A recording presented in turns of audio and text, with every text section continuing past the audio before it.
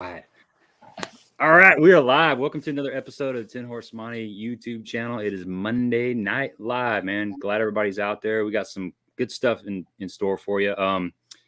The upper corner, we've got Dave Summercamp and Casey Scallion, Ozarks Batteries, and then down on the bottom there's Rick Fishback. So we're gonna dive into some battery talk here right off the bat. Let me give a shout out to some of the folks that are on here. We got Doug from Trieve. Darius King. Yeah, we got some new faces in here. That's always good. Some people from Lake of the Ozarks area. Apparently, we just took a week off. And yeah, I took a week off. I was at bull shows last week, and man, that's such a beautiful lake. Night and day difference between bull shows and Lake of the Ozarks. It's like there's 20 docks on bull shows. There's 1,000 on Lake of the Ozarks. Completely different, but good times. So yeah, before we get going, Ozarks Batteries. Dave over there, he is offering any of the viewers on 10 Horse Money. He's going to give them a 10% discount.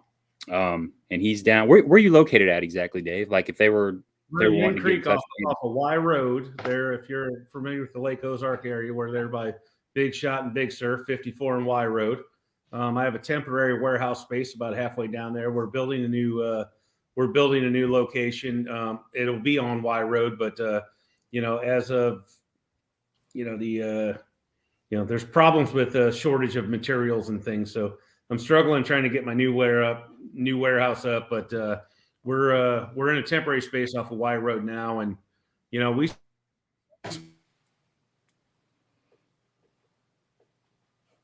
froze up a little bit there. So he's got a little bit of spotty service out there.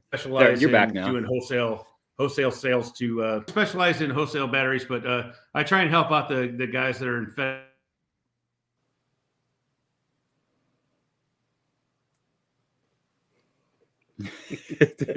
froze up. They're freezing up on us, guys. They're freezing up, man. They're freezing up. That's how it is.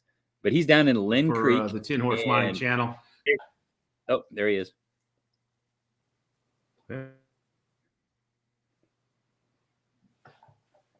Freezing up. So Ozarks Batteries. We'll see if he gets back in here in a little bit. Talk a little bit about it. So we're going to talk a little bit. If you got battery questions, get them on here.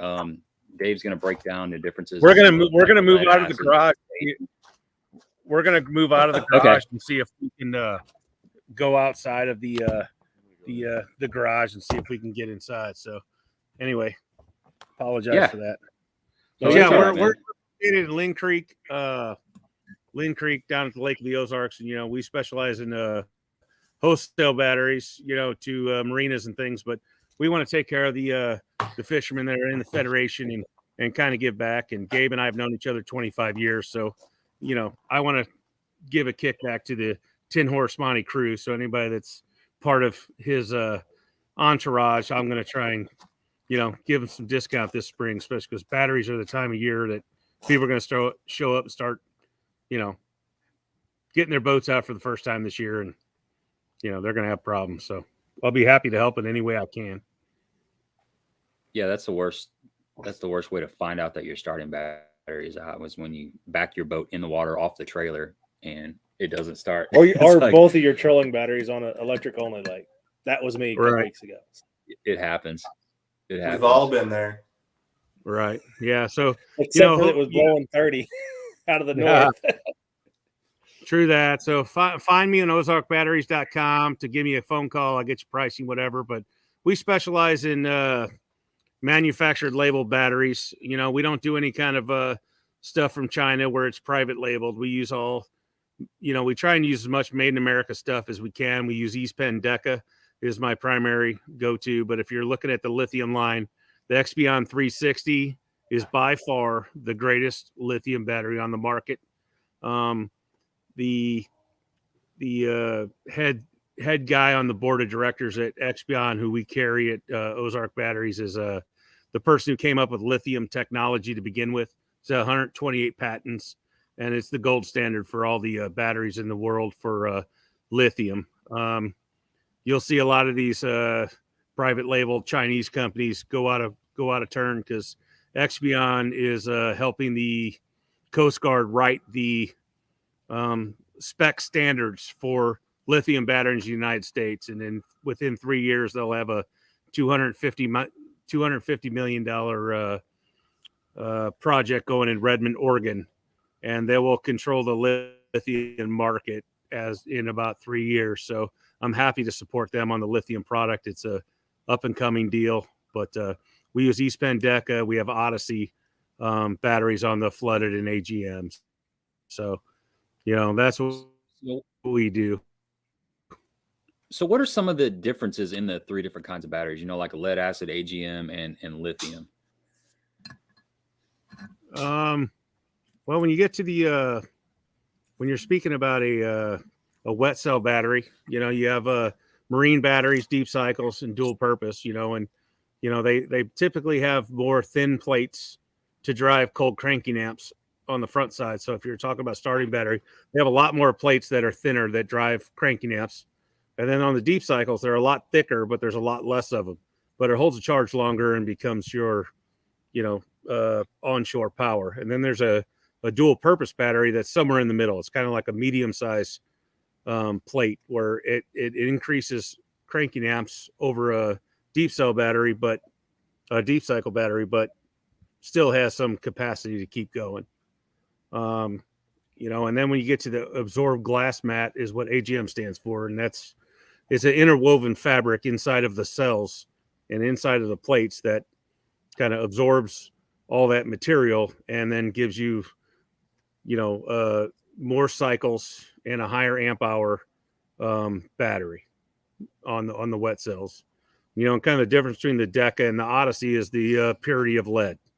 So, Odyssey has 100% pure lead, where Deca's not quite as 100%, but is still a quality battery. I know Casey here, he ran AGMs all last year from the Deca, and then this year we moved into lithium. Yeah, I've run the Deca batteries for probably the last 2 or 3 years, and they're a great battery. I've never had any issues, never any failures, and I'm recharging that thing all the time and on the water constantly. So, it's been the most reliable battery I've used. So we still got that in the back,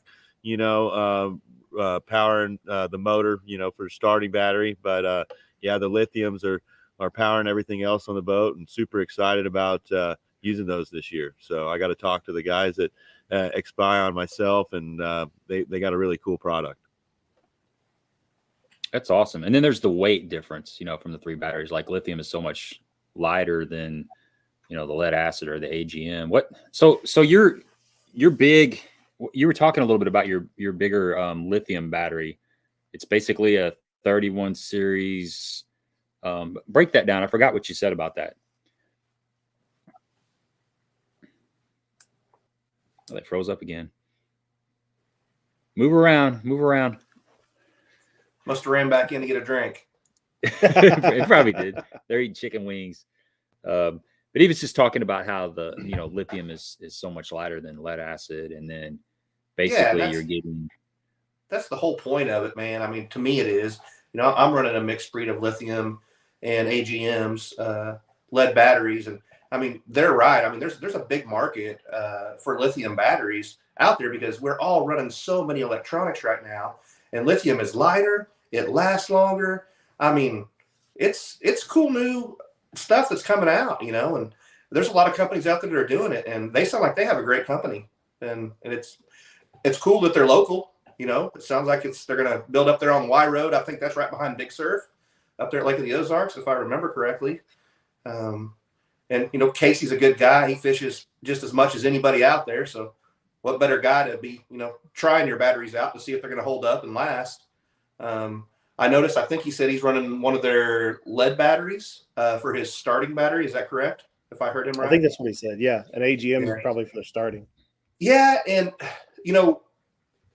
I've helped test some of this lithium stuff, and that was the only issue that we kind of run into. Boys are back. We're back. Boys are back in town. We made it from the shop to the truck hood to the house. Yeah. Now you're on the bottom of the locations. But go ahead. No, we were talking about weight. Deca AGM 31 group AGM battery runs about 65 pounds in weight, and the we can get the same amp hours that are running your live scopes and things in a Group 27 size battery, a smaller battery, and it only runs about 28 pounds. So you're looking about a third of the weight, but still delivering the same power that the Group 31 AGM's running. The Odyssey battery is even more than that. So it's about 10 pounds heavier than the Deca. And is 27, is that the highest one you guys carry? Or do you carry the I guess the Expion flagship product is the 360, whereas 360 amp hour battery. So if you're one of these guys at the lake here that has a bass boat, and then you also have the the Sea Ray, 50-foot Sea Ray that's got 8 AGMs in a series, I can pretty much eliminate all that with 2 batteries. I could turn 4 to 1 in the amp hours and deliver at 20% of the weight. So, the weight's going to be a big difference. And, when you're looking at the cost of batteries, the lithium is, you're going to get 10 to 20 times the number of cycles with a third of the weight, which I don't know how much money that it equates to as far as gas prices and, running that across the lake. I mean, and feed and everything else. So it factors in for sure. Yeah. And the Expion program, I know I started to mention it when we got cut out, but they're in the middle of a $250 million project in Redmond, Oregon, where they're going to be They're going to be manufacturing the cylindrical cells that go into that lithium battery, and they're going to be writing the standards with the Coast Guard on what lithium batteries will be 3 years from now. So you'll see a lot of the lithium batteries companies that are out there go away because they won't be able to meet the standards of the Expion standards, basically, that are be put across in the U.S. Well, that's just going to create a better yeah, absolutely. There's going to be some standards because right now you're just getting, a lot of it is like solder wiring. When soldering gets hot, it shrinks down and then it cools off. It gets hot, shrinks down. One, it causes resistance in your quality, but 2, it becomes fragile. And once the fragile things inside of lithium battery that are prismatic, you can do some work on cylindrical cells versus prismatic cells, but a lot of those Chinese batteries have the prismatic cells and soldering, and then it becomes a $300 bomb in the back of your boat. So you want to make sure you do homework on that. Yeah, so nobody wants a $300 bomb in the back of their boat. Yeah, exactly. So yeah, if you wanted to use the PC term, they use a thermal event is what. If you want to use the PC. For you and me, you don't want to have one of those in your boat and watch your boat burn up and swim away. You don't have a thermal event in a bass tournament. Let's just say that. And then the cylindrical cells versus the prismatic cells. I mean, if one goes down on the prismatic cells, the whole battery's toast. Cylindrical cells can take multiple hits and still perform at 100%, which is better technology. So. And do your lithium batteries carry a warranty? Look at the UL ratings as well, and you'll find UL ratings. UL is basically like the temperature in which it'll catch on fire. Make sure you do your homework, and is it what part of the battery is UL approved? With the Expion series, the BMS, the battery management system, the cylinders, the box, everything's UL approved. Whereas you get some stuff they'll be like, oh yeah, we're UL approved, and it's just the BMS system. Well, what about the cells? What about the box? It's a problem. So, you're going to get what you get on lithium. You get what you're paid for. So, what's your thoughts, Rick and Casey, on running your forward-facing sonar on your starting battery? Man, I run mine a little different. I don't know how Casey's running his, but the only lithium I have in my boat, and I'm proud to have a lithium in my boat, I run solely on my front electronics. It's not hooked to my starting battery. It's not tied to any other electronic. The graphs on the dash, at the console. It's not hooked to any of that. Mine's just for my forward-facing sonar, my 360, and my front 2 graphs. That's all I run it on. And I mean, Casey could probably help me out with this, but I don't think Mercury's came around yet as being friendly with lithium yet, or I would be running a lithium starting battery. Casey, have you ran into any problems with lithium on a starting battery? No, I've got a regular AGM Deca battery in the back, 31 AGM to run starter.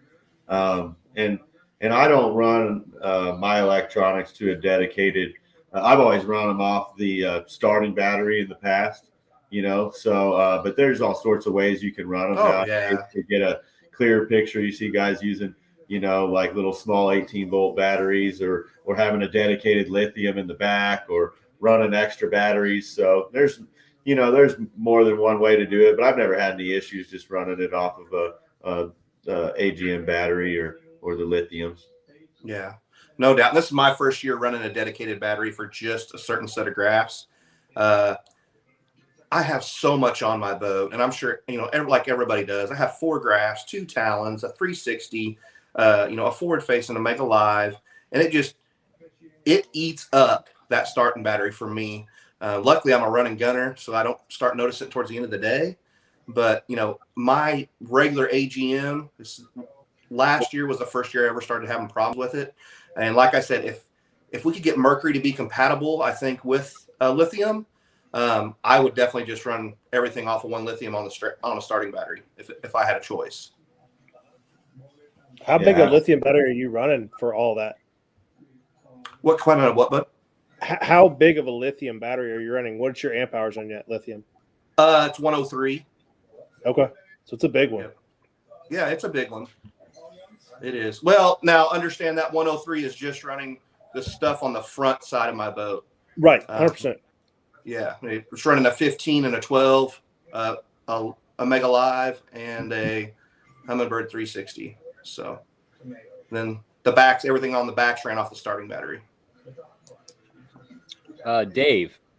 Yeah. Jay Beffa wants to know about the warranty on the lithium batteries.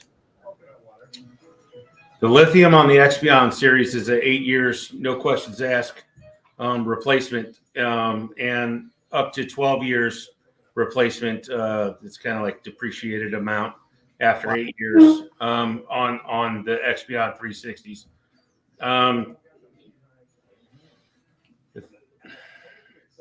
The lithium batteries, it changes a lot. When you have like American made and stuff like the Expion, that's fine. But a lot of the places will do like private labels where they'll put a sticker on the side of a box that came from China. There's some liability issues for the folks that are running those $200 AGMs that, they're $200 versus our $800, for example, but you really buy what you get. You really get what you buy. And some of those warranties get kind of funky and they stay short. But if you do some research on the Expion 360s, and they're all about recreational vehicles, they're fantastic with that. And if you treat them right, like I said, you'll get 300 cycles maybe out of an AGM battery. You'll get like 3,000 minimum out of a Expion 360. And if you treat it right, we get more like 10,000 cycles out of a Expion 360 battery if you treat it properly. That's amazing. Yeah, it's so, that you're talking about the overall cost of things and the warranty at an 8-year warranty. I don't provide the warranty as Ozark batteries. We just go through the manufacturer, where all the private labels, like some of my competitors here, I won't name them, but some of the competitors here in the market where they have to consume that liability because they're private labeling them. You don't have anybody to call up the manufacturer to say, what's going on? I challenge everyone here in this call that's interested in Expion 360, either call me or call Expion 360 in Oregon, and you'll get a live person that'll tell you everything you want to know straight from the manufacturer's mouth. Whereas many of my competitors are coming from the overseas, China, Vietnam, Korea, and good luck getting a hold of anybody over there to tell you what's going on with your battery. So I challenge everybody here to do that. But the warranty, yes, 12-year warranty. It's fantastic. You know, when you're talking about weight, pushing things across the water, you know, when you're taking 200 pounds out of your boat, you know, what does that cost in gas prices? You know, Right. Not going through an AGM battery every 5 years. You know, you're going every 12 years now. So, you know, it's probably the only boat. Well, the life of the battery, like you said, you're getting 3,000 charges out of it at least. Your weight's For a guy like third me, of I lead get acid. 1 year out of an AGM. Yeah. You know, I mean, Yeah. you're lucky to get 1 year out of an AGM if you fish, you know, as much as someone like me, or, you know, 2 years max, I would say, out of a starting battery. If you're like in a tournament situation where you're fishing all day long, got your graphs running, you know, I mean, you know, you'd be hard pressed to get more than a couple years out of one, to be honest. Yeah. You know, and the other thing about the lithium is full cycles from 100 to 0. So if you go out there and you're the normal fisherman like myself, and you fish for 4 or 5 hours and you only drain it down 20%, I mean, that's only a fraction of a cycle. So you have to do 5 of those to get a full cycle. You know, if you're only burning it down 20%, so you're expanding the lifespan from 3,000 to 15,000 if you just do 20% every time. So it's a different technology, and you know it's something to learn about, but it's awesome. It'll take over the industry in 3 to 5 years for sure. Mm-hmm. Yeah, they're the way to go. I mean, the price. We're all here down here at the Lake of the Ozarks for the Toyota Series. We got some other angles in the work. Somebody just asked me over here if there takes a special charger, and the answer to that is yes. It doesn't take necessarily a special charger, but if you have a charger that's 10 years old before lithium technology comes out, it may or may not have lithium capabilities. Most of the chargers that come out right now, I recommend the NOCO chargers. That's what we carry at Ozark Batteries. They have an automatic feature that pretty much when you hook them up and you plug them in, it tells you, it smartly knows whether you have a flooded battery or an AGM or the lithium. And the newer stuff is good. But yes, you do have to have a lithium technology. They want a single 12.6 draw consistent. And the charging takes about a third of the time of an AGM battery. So if you're at 0 on a lithium battery, you will get to 100% 3 times faster than you will with an AGM battery. So that's a nice feature as well. Here's a question from Doug on Auto Trieve. He says, what's your thoughts on a 36-volt trolling motor battery? You know, one 36-volt versus 3 separate 12 volts on the lithiums. The batteries, you can run them in, you know, you run them in a series to drive or parallel to run the volts, and then in a series to drive the amps. So the batteries can do whatever you want them to do.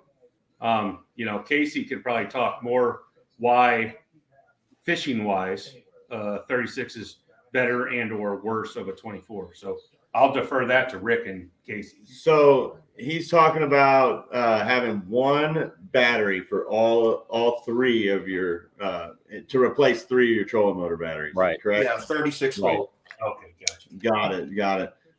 You know, I don't have any experience with running that, but in my opinion, I would say 3 is better than 1.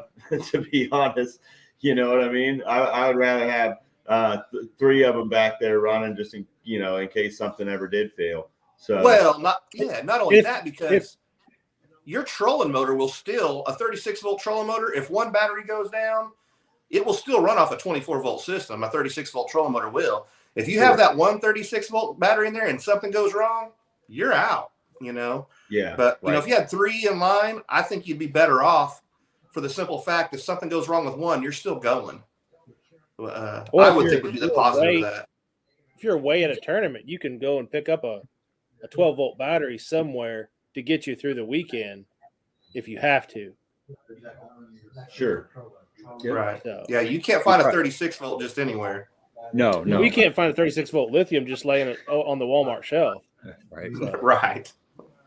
You can find one on the shelf at Ozark Batteries. There you go. Man. Nice. I'm just saying. No, we're using a lot of those in some of these bigger bigger Sea Rays and things that are driving it, trying to supplement the generators and things on some of the bigger boats. There's a lot of applications where lithium will start eliminating the generators and things. So yeah. Journey has a question. He says, "Is it true if you run the lithiums completely dead, you can't charge them?" Completely untrue. Lithium is a battery that can go from 0 to 100, and it will replenish itself as long as it's above freezing 32 degrees. That's my boy Puppy Chow, by the way. Old Journey out in Kansas. Yeah. Chow, like You can, the lithium batteries run at 99% efficiency. I mean, you could pretty much run them down, and if you have a quality battery like the Expion, they have a BMS system in it where it won't allow you to take it to a point where it'll dead. The BMS system, which is called battery management system, just called BMS, it will protect you from making sure you don't go that far. Are there some cheaper batteries that don't have the BMS that'll stop you from doing that will kill them? It's possible. It won't happen with ours, but it's possible that could happen. Batteries, I hear a lot of temperature questions about lithium. Lithium technology will work from 124 degrees down to -6 degrees. That's just the physics of it. 124 to -6. It will not charge if it's under 32 degrees. Regardless of any company that tells you otherwise, it will not. It's just the science of the lithium technology. So, if you have a fully charged battery and you go out on a tournament on March 1st, like we're getting ready to do tomorrow, it's going to be beautiful 60 tomorrow. So I'm excited about that. But, sometimes it's negative, it's 20 degrees or 30 degrees. It will work all day as designed, but you will not be able to charge a lithium battery, regardless of what company you have, below 32 degrees. I didn't know that. Yeah. But fortunately, they're light enough that you could take them out of your boat, put them in your hotel room, and charge them. Sure, and the Expion series has a warming blanket that you could put on it if that becomes an issue for you. If you're a person that fishes a lot in the wintertime and you want to do that, we do have a warming blanket available, so you can just put that on there, warm it up, charge it up, life's good. But it'll work just fine in the morning, if it's charged up. Mm-hmm. Josh, he was just referring to a lesser built lithium battery as being a $300 bomb, possibly. There's the soldering issues. If they're not built right, they can come loose, and it's not a good thing. What'd you call that? Thermal breakdown or something? They call it, in the PC terms, it's a thermal event. Thermal event, yeah. If you don't want to say if I don't want to tell my competitor's battery is going to be a bomb, it's a thermal event. It's a thermal event. Okay. It's basically a bomb, and I wouldn't want to be there. But, and the other thing is, you think about the boxes, when you go overseas and you get batteries made, regardless of any kind of privately labeled battery being made overseas, well, they come in a black box, they all look the same. They put their sticker on it and they send it out the door. Well, a lithium battery is smaller than an AGM battery by deal, but they show up in the same black box. So that means there's space around the battery in the box that's making it jostle back and forth. You open up a lot of those lesser batteries, you're going to find foam inserts, cardboard, things to wedge in there to keep the battery from vibrating, because vibrating breaks the solder, which causes it to be a bomb. You want to that's the problem, is all these manufacturers, smack a private label on it. They all look the same, physically to your eye, but they're all different batteries on the inside. It's those types of things, when you cut them open, you'll realize, the gauge of wire that connects the electricity to the BMS, that sort of thing. It's a problem. So, those are all things you want to, if you want to move to lithium and you buy a good battery, you'll be proud of a good battery and you'll have a good experience. You buy a cheap battery, you will have a bad experience and you will not want one again. So, get what you pay for. Just like anything else in life. If you skimp a little bit, it's not going to last. 100%. So tell everybody once again where they can find Ozark batteries. Ozarkbatteries.com. My personal cell phone is David Summercamp. You can find me at ozarkbatteries@gmail.com is my email address. I'm going to try and find something to put on Gabe's, the 10 horse Gabe and JB's 10 Horse Monty Facebook page, just so you can maybe click a link or something and come to me. But give me a call anytime and we'll talk, and I'll make sure you get set up with the same stuff. We use, like I said, all manufactured labeled batteries. East Bend Deca.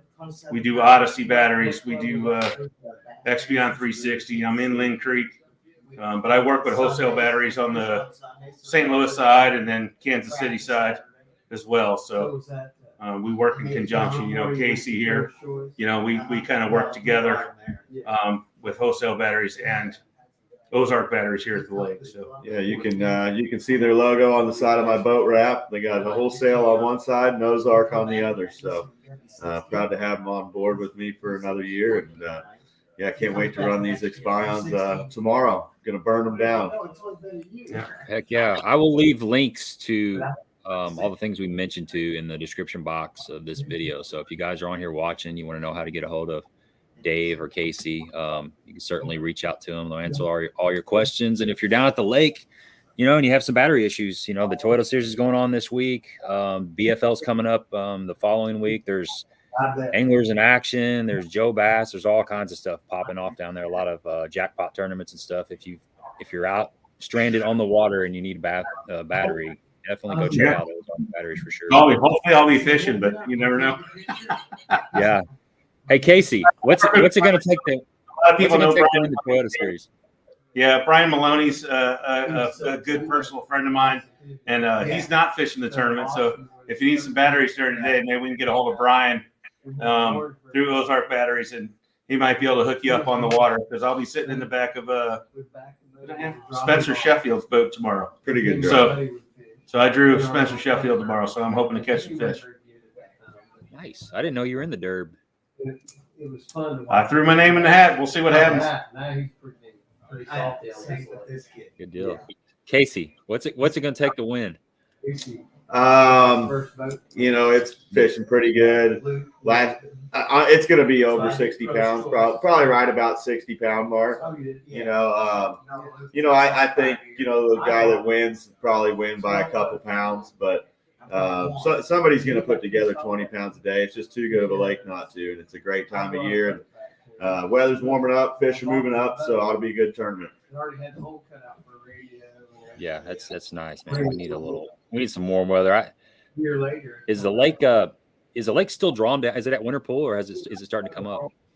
It's low, and I don't think it's coming up until we get a good rain. So it's pretty low right now, and I don't think it's going to come up anytime soon. But because it literally just bottomed out in the last couple days.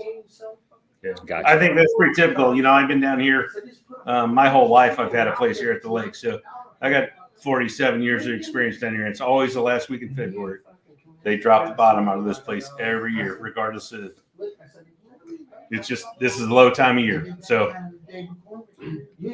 pretty typical. People will be willing. People will know what to do, and I'm with Casey. It's going to take 20 pounds a day on the pro side, I'm sure. Good deal. Well, guys, go get it done. Go get it done, man. Good luck. We'll be guys, thanks. Appreciate it. Yeah, Ozark Batteries. You guys are down there. Go check them out if you need some batteries. They got you covered. So, all right, fellas. Good luck. Talk to you later. See you. All right, man. One-on-one now. Guys got an early morning coming. Yeah, they need to get some rest. That's cool, man. I fished the Toyota Series last year, just the Lake of the Ozarks one, and I just got so much going on. I can't fit it all in. It's like a 4.5 hour drive for me. That stuff was a little bit local, a little bit closer. I could jump in a lot more of those, but that drive kind of cuts down on all the stuff that I can fish. Yeah, for sure. That's a fact, man. And it's an advantage for a lot of guys. that do live close to the lake too. It's hard to compete when you're driving that far, time on the water and everything. So I feel you. Yeah. Good deal. Well, Rick, tell us a little bit about yourself. Man, I know we kind of got wrapped up in Ozark batteries here, so. Right, man. It sounds like he's got a good product though. I learned a few things there. I had no idea, and maybe I heard him wrong, but man, did he say he had an 800 amp hour battery? I think he said 300 something amp hour battery. 360 amp hour battery. 360, which wow, is on a 12 volt system. Yeah, I may have to check on that, but I heard 360. I don't know if that was XPeon 360. I think that's their flagship battery. Okay, from what I heard. Wow, that's amazing, man.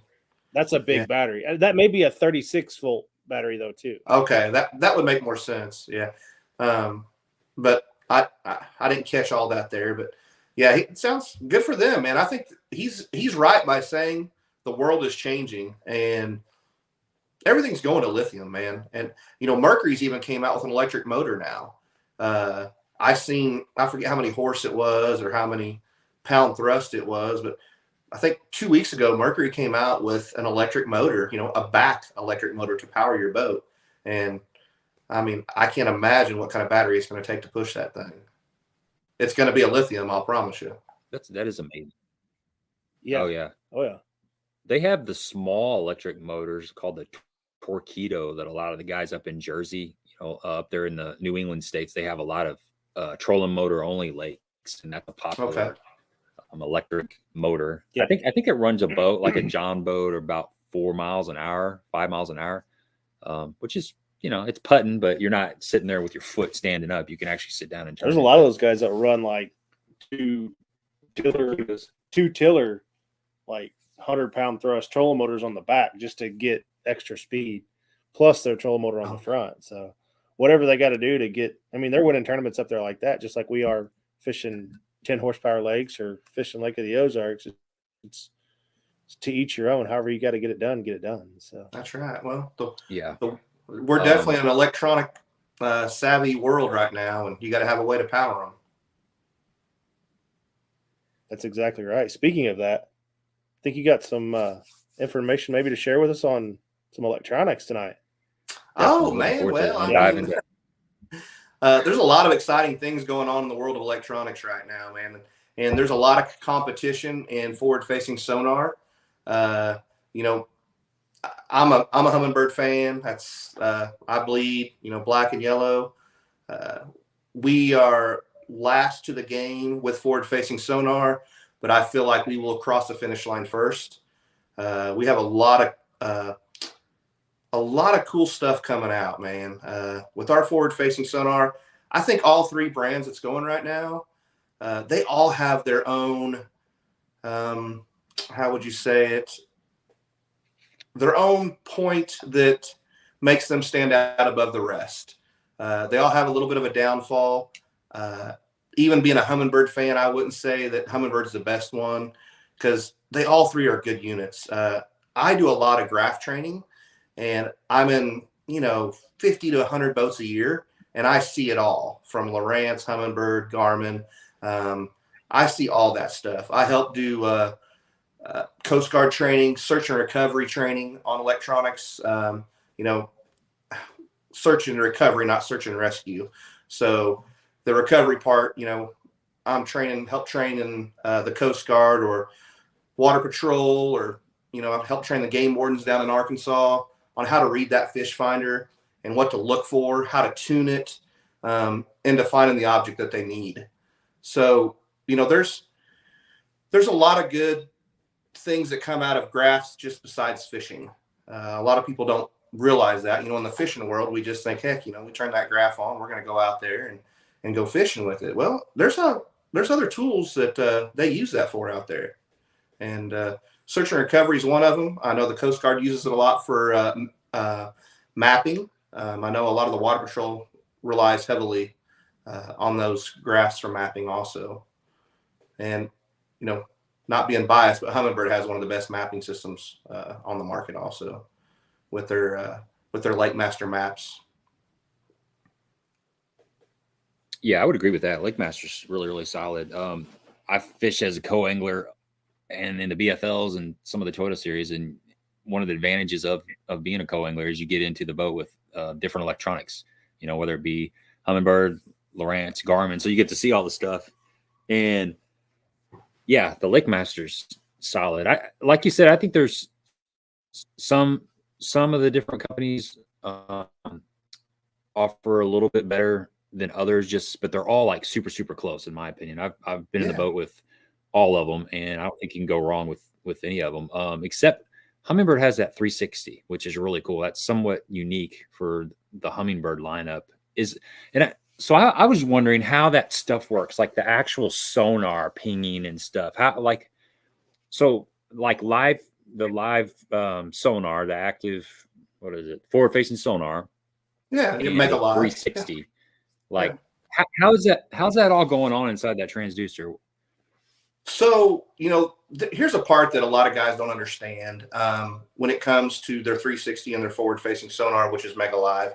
You know, Humminbird and Minn Kota, you know, they're one team under Johnson Outdoors, and we have what's called the one boat network system, you know, where your Humminbird graphs, your Talons in the back, or your Raptors, your 360, your trolling motor, everything talks. Everything in that whole system completes a one boat network system. And where I'm going with that, to answer your question, is how that sonar works is we run the 360 and the Mega Live through what's called a 5-port hub. And with that 5-port hub, what that allows is alternating pinging. So your 360 pings, your Mega Live pings. Your 360 pings, your Mega Live pings. They don't ping at the same time when you have them hooked through an Ethernet hub, so they don't get crosstalk or interference, is what a lot of people will see. You know, when they're starting to get interference, they're probably not running that through a 5-port hub. So the 360 and the Mega Live will know to alternate pinging. And that's a cool feature that a lot of people don't realize that's going on with that. I'm a huge 360 fan. I run both. I mean, I have the option to, so I'm very blessed to run both. You know, if I had to pick one, I'm not going to the lake without my 360. I mean, I'll leave my fishing rod at home before I go to the lake without my 360. It's always searching. I can't tell you how many times. I mean, forward-facing sonar is awesome, and it's a great tool, but it's only looking where that trolling motor's looking. You know, that 360 is on all the time. It's looking 360 degrees around you in the boat, and it will show stuff everywhere. I mean, it's an amazing tool if you've never seen one in action. Yeah, so that's always been the argument, or we've had to choose between one or the forward facing sonar or 360, and we went with forward facing sonar just recently. And we're kind of somewhat, well, I wouldn't say we're shallow water fishermen, but we're fishing 20 feet of water or less. A lot of our fishing is done in like 12 feet or less. So I was definitely on the fence about getting the 360 or forward facing sonar, and I went with the forward facing sonar. But you know, it's like, if you can't have them both, you got to choose one. And I've been so obsessed with just seeing the actual fish behaviors, you know, because with the 360, you can see the stuff, but you're not seeing exactly what the fish is doing in real time, or how it's, you know, reacting to your bait. And so that's a fact. To me, that was more attractive than the 360. Now, after having Garmin and playing with it, I'm kind of wishing I would have went with 360, because the live forward-facing live sonar is very, very frustrating, to say the least, because you can see what's going on. You can see that fish out there, and your bait's sitting right next to it, and it'll swim up to it and just swim right away. Yeah, so and it's definitely frustrating. But that's a fact too. And man, there's no doubt that forward-facing sonar is a game changer, man. There's no doubt in that. You know, the only thing between it and that 360 is, man, when I'm on spot lock, I don't lose my forward-facing sonar. I don't lose my 360 image. You know, it's still rolling. No matter if I'm fishing out of the back of the boat, if I point that thing in the wind, run to the back and start fishing, I can still look up there and see what I'm trying to hit from the back of the boat, pointing into the wind with that 360 rolling in spot lock. Now, like I said, I am a fan of forward-facing sonar, but just for the argument of the 360 side of it, that would be one of the downfalls for me. Is that I'm an offshore guy, whether it's shallow or deep, and I utilize spot locks so much, man. And on a windy day, it's hard to beat a 360 spot lock down if you're target fishing. Now, I get it if you're chasing a crappie or a schooling fish of some sort, and you're trying to keep up with him. You need forward-facing sonar. I think that's really cool. I didn't know about what you call the system that integrates the two different pings on the forward-facing and the 360. We run it through a 5-port hub. It's called an Ethernet box, and it's part of the One Boat Network system that Johnson Outdoors has come up with Minn Kota and Humminbird, that links everything, talks on the boat, and everything runs through the 5-port hub to be able to talk on the boat. That's awesome. That's a really, really good idea. Andy's got a good question there. Okay. Got a question from Andy. Yeah. He says he just picked up a really cheap non-mega 360. What kind of inexpensive graph can I run on it? So he can run that on anything from a Helix 8 and up. He can run it on a Solix Gen 1, any size and up. So Helix 8 and up and Solix Gen 1 and up. What size of graph do you recommend for folks that are looking for a 360?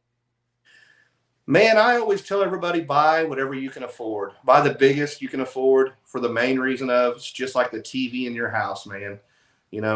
We've all seen that small TV that grandma had in the kitchen while we was cooking, that little 6 or 8 inch deal.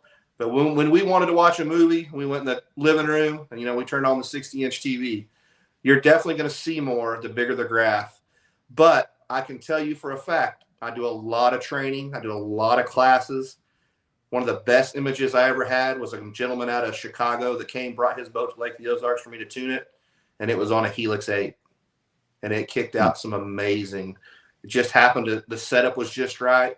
The installation must have been just right. But it kicked out some amazing, amazing images. And that was on a Helix 8.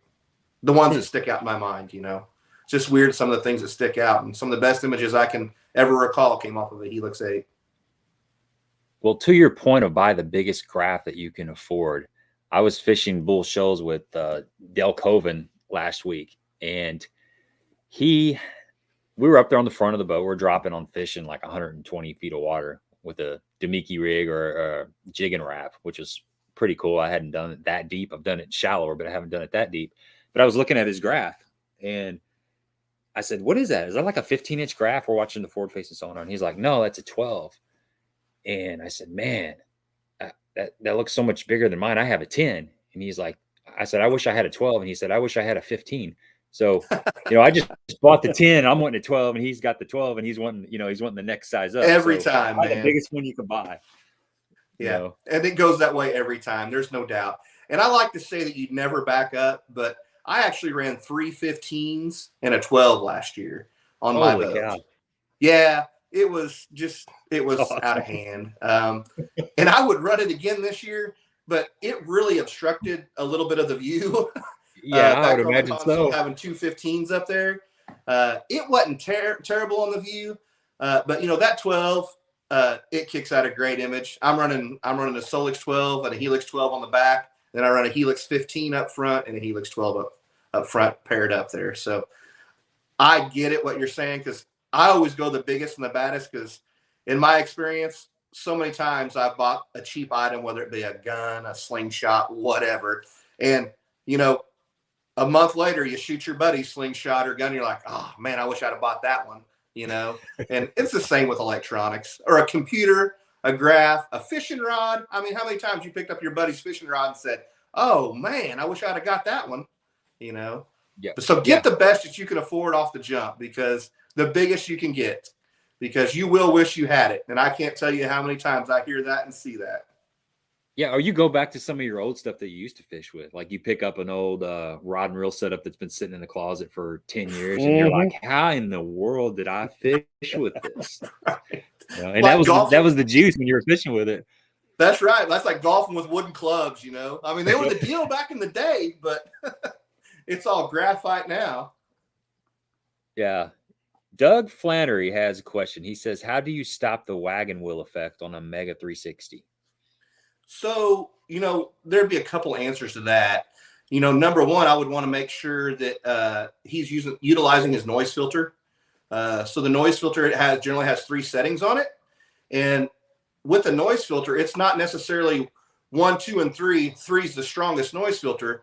No, that's actually a separate setting. So make sure on your wagon wheel effect that you are using your noise filter. Try 1, then try 2, then try 3. One of those 3 will more than likely fix your wagon wheel effect. I would also suggest slowing your speed of your 360 down to 2. I always run 2 no matter what because it kicks out the best image, but it also helps on wagon wheel effect. And make sure you have, you know, if it's strong, make sure you have, if you have a graph in the back, you have it in standby mode or the pinging stopped. And I guarantee you one of those 2 or 3 things will solve your wagon wheel effect. Excellent. Okay. Before we go any further, just want to remind all the people on here that we are going to be doing a giveaway. We're going to be doing a crank wraps giveaway and a little bit of Cumberland Pro and some Hawgz Custom Baits product. And the way that works is sometime here in the next short amount of time, we're going to reference a Sasquatch. So when you hear that magic golden word, guess a number between 1 and 200. And Rick has already guessed a number. We have it written down right here. And whoever guesses that number that Rick said is going to win the prize package. So keep your ears peeled. It's going to be coming up here before too long. Here's Jay Beffa. He wants to know if Jay's a good dude. $100 off 3-hour session. For Jay, anything. There you go. Good answer. Yeah, Jay is a good dude. He's a really good dude. I got a swim bait for Jay. He needs to come by and pick it up sometime. Not even any Jay, yeah. He's a good connection to have on everything, really. He is. He knows a lot of people. Giant swim bait at that. Here's a comment. He says, interesting listening to the Elite Series guys talking about forward facing. A lot of them say it's a blessing and a curse because you can spend all day watching those fish, trying to make them bite. That's one of the questions I was going to ask you is what are some of the interesting fish behaviors that you see that you never knew before you had a forward facing sonar? 100% is the attitude of the fish. Had no idea I had so many fish following my bait. Guaranteed. Or I'd have spent more time on spots. But that is, a downfall.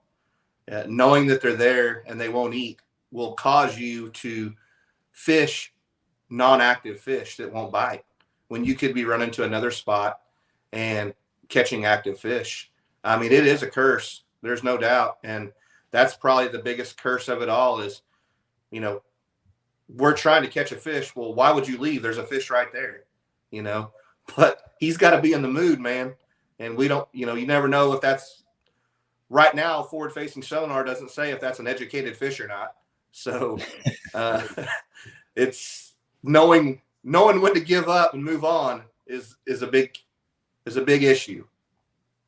Well, maybe it'll get that good where if it's red, he's going to bite. If it's blue, move on. Or like a mood ring for a bass. Like a mood ring. Yeah, exactly. Man, you'd be surprised. You'd be surprised what they'll do and what's coming. I tell you, one of the things that was interesting to me, I've had my boat on the water probably 5 times since I've installed the forward facing sonar. So I'm still an amateur at it, still real green. But some of the things that jumped out to me are how many fish you'll see them on the bottom, and then you'll see them like come up off the bottom for a little bit for 30 seconds or a minute or something. And then you see them go back down on the bottom, or they're moving. They're moving around a lot. There's some that are kind of stationary. They're just kind of set up doing whatever they're doing, but you'll see them moving fast. Like you're trying to set up on them. Say there's a fish out there at 60, you pick it up. You kind of start, trolling motor towards them. You want to get within, I don't know. I've been trying to get within like 30 or 40 so I can cast back across them with the jerk bait and it gives my bait time to get down there. But okay, so you make that cast, and then next thing you know, they're back out there at 60 again. So you pull up again, and then they're moving away from the boat, or they're moving right and left. But I guess what I'm getting at is how much those fish are moving around a lot. And I was thinking the other day when I saw a lot, the day I was out there, I was seeing this roll quite a bit. I was seeing those fish on the bottom, and then they'd move up, and to spin. So it's like, okay, if I'm throwing a jig, if I didn't have forward facing sonar and I was throwing a jig through that area, and those fish happen to be just suspending there for a couple of minutes, well, my jig's going underneath them. The water's 39 degrees. They're probably not going to go down. So I'm not even going to get that bite.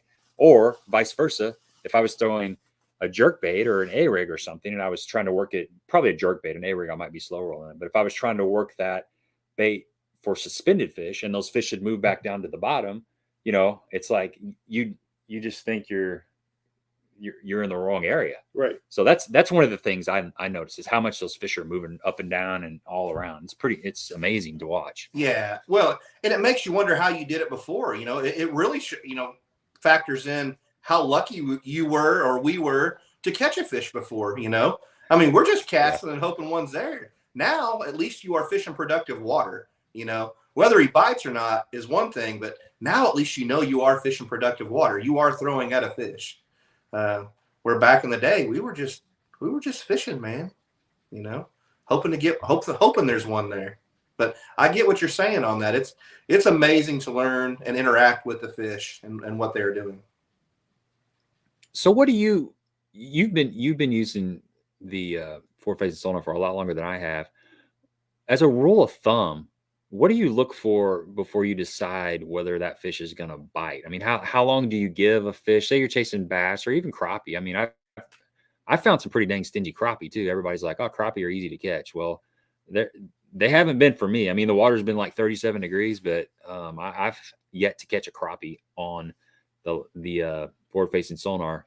It's going to happen. But so how long do you give a fish? Say you're chasing some bass or whatever. What's your kind of rule of thumb on that? Bass, definitely I'd look at a different crappie because I chase both. I'm a guide also. I guide a lot, and I guide mostly for crappie and walleye. I stay away from the bass side from guiding because that's my tournament side of things. But I won't spend a long time on a bass. Man, I'll spend all day on a crappie because I feel like I'm going to, they're schoolers. They're not by themselves for the ones I'm chasing aren't. I know some of these guys chase singles, but schoolers will usually, if they're not biting, you can usually change it up, whether that be color or mostly size of a bait. Will usually get you that bite. Downsize it even when you think you got something small, throw it smaller. Those crappie generally, if you mess with them long enough, you'll get them maybe not interested in your bait, but they don't want the guy next to them to eat it. So they'll get competitive if you jack with them long enough. I think a crappie will. But the bass, man, he don't get long from me. I won't spend a long time with him. I think they're a bass of more of a predator style fish, and he's either in the mood to kill it or not. And if I can see a couple out there on a brush pile, they may get half a dozen casts from me. If they don't have it, I'm on to the next. I might be fishing for gizzard shad too. I was thinking hey, that's a subject right there. Because I'm telling you, a year ago, I can't tell you how many guys on Lake of the Ozarks. I heard this every day. You cannot believe how many gizzard shad crappie are in this creek, or how many crappie are on this dock over here. And I'd go over there, man, they were monster gizzard shad. Everybody thought the lake, and it is full of crappie, there's no doubt. But I'll guarantee you, over half the fish that them people are thinking are crappie, they're them monster bull shad gizzards. There's no doubt. And there are a lot of big shad in the lake. But the lake's healthy. It's got good bait, got good fish.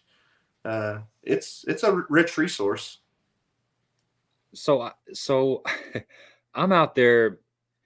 When I go out, I'm always videoing. I got 2 or 3 cameras in the boat, and I'm going out there. I don't get to fish a whole lot, so it's important to just at least share some kind of content to the viewers at home.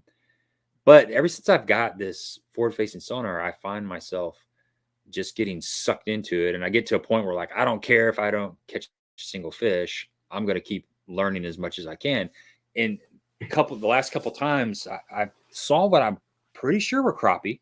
They look like crappie. You know, you side scan them and drop on them, and they're set up, they're stacked, but I cannot catch one to verify. So it's driving me nuts. It's like I need a physical verification. So in my head, I will know, okay, when I see that, that is a crappie. So it's like I'm sitting there for like 45 minutes. I'm fighting the wind. I'm dropping. I don't crappie fish much. I love crappie fishing, but I have a little pond back behind my house, and I just caught some crappie yesterday. I go out there for 20, 30 minutes and cast a little. I like that little Bobby Garland stroller. I like to throw that little in the electric chicken. That's my go-to. I love that little swim bait. But that's kind of my extent of crappie, and then fishing, you know, with a float rig, you know, minnow and stuff. Every once in a while I'll do that. So I don't know exactly what to go to next when they're not biting. You know, I'll go with a grub, and then I got a hair jig. The guy at the street, he ties some pretty nice flies, synthetic hair jigs, but I just could not get those things to bite. It was driving me nuts. And I'm like, I just want to see one. I want to know that it's a crappie and not a gizzard shad. And so as you do it more, are you able to figure out the difference between the different kinds of species? Man, I feel like I can just by how they're acting. You know, a crappie won't roam as much as, say, that instance that you're talking about. Man, a lot of times that's white bass I found on Lake of the Ozarks. Okay. And those white bass, they only feed a couple times a day. It don't matter what you do to them, you know. They're not like a crappie. Man, a crappie, usually you get a bait in front of him, he's going to eat it. If he's not eating it, put a crappie niblet on it, he'll eat it. You know, that's pretty much a go-to. If you're not getting bit, put a niblet on the back of it. He'll eat it. But if they're not biting, it could be gizzard shad or it could be white bass. And, you know, white bass and gizzard shad, they move a lot and they move pretty fast. So that's how I would say might help you distinguish your crappie from other species, is how fast they're moving. Okay. I bought some of those crappie niblets. There you go. I was talking to a guy the other day at the gas station, and he's over there fishing the lake that I was on. And he's like, yeah, I've been catching a few. They're kind of finicky.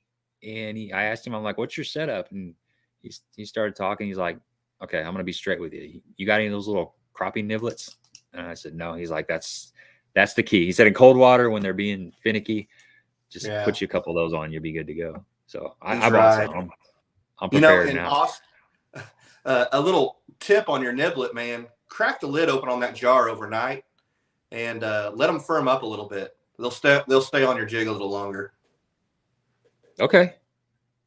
Cool. I'm going out Wednesday, so I'll crack that lid tomorrow night and let it sit for a while. I'm going to catch one. I'll do it. Doug's got a question. What's your recommendation for the extra wire in all units? Let's just go there. Figure 8, something else, roll it up, zip tie it up, duct tape it up. Man, for right now, there's no extra wire that I'm aware of that come on any extra on graphs. You know, the old school graphs, you know, a lot of those, they had a Nemo wire coming off the back of them or something else to hook to. But these newer graphs, they have so many ports on the back. If there's no extra wires to them. But I mean, he could roll them up, zip tie them, keep them out of the way. You know, if you got to do that and you're in that situation, keep them away, wad them up and keep them away from the power side, which is the power wire.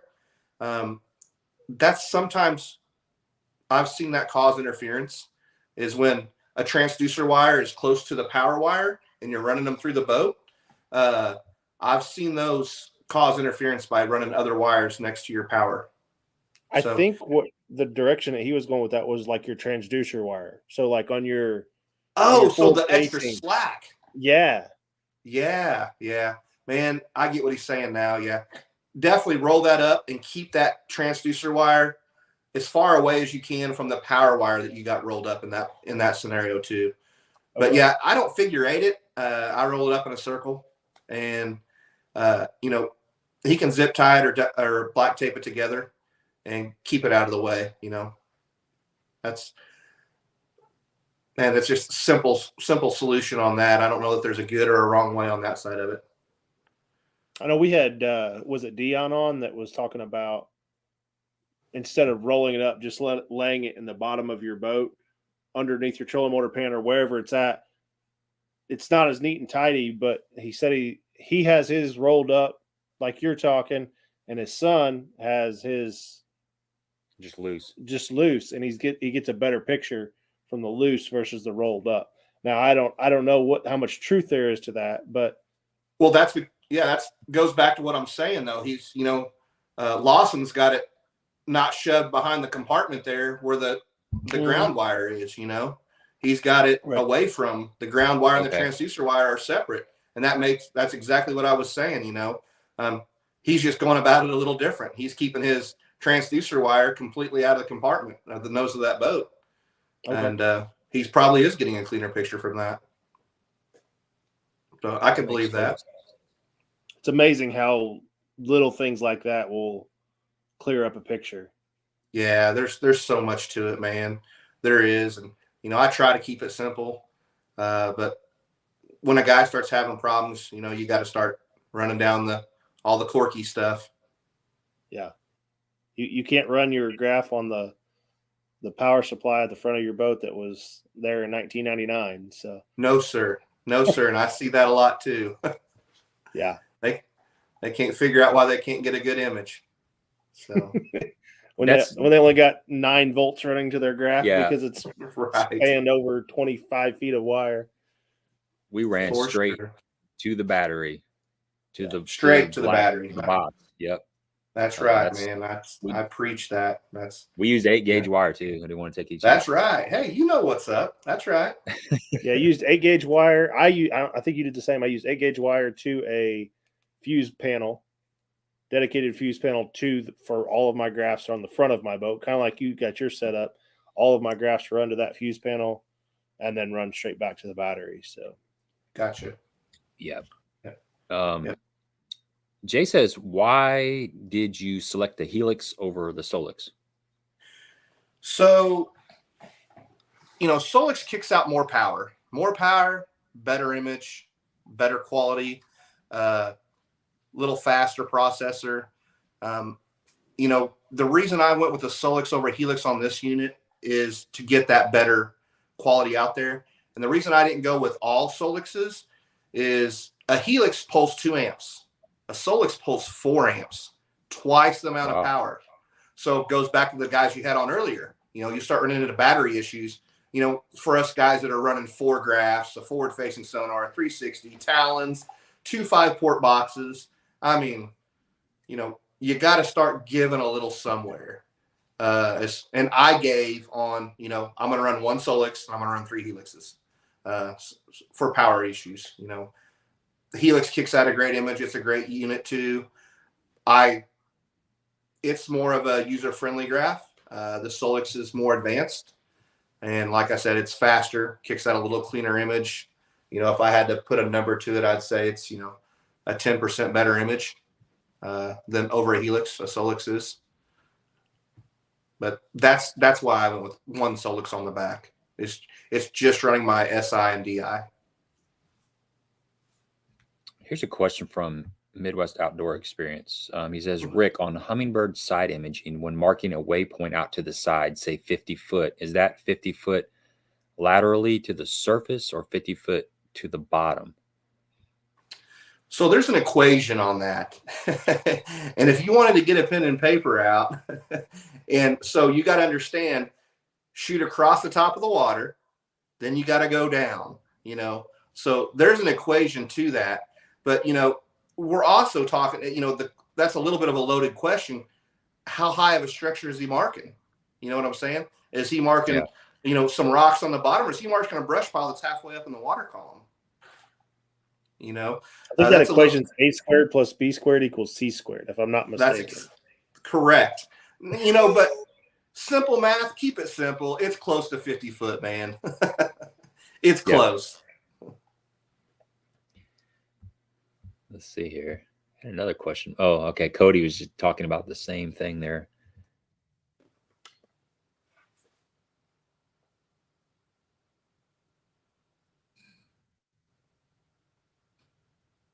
just kind of scanning through here, see if we got some more questions. I got a question for you. So on the 360, what's your how shallow can you see with your 360 Mega? Man, I could blow your mind on that. I see And 2 foot don't water. tell me like 1 foot, because then I'm going to tell myself that I screwed up.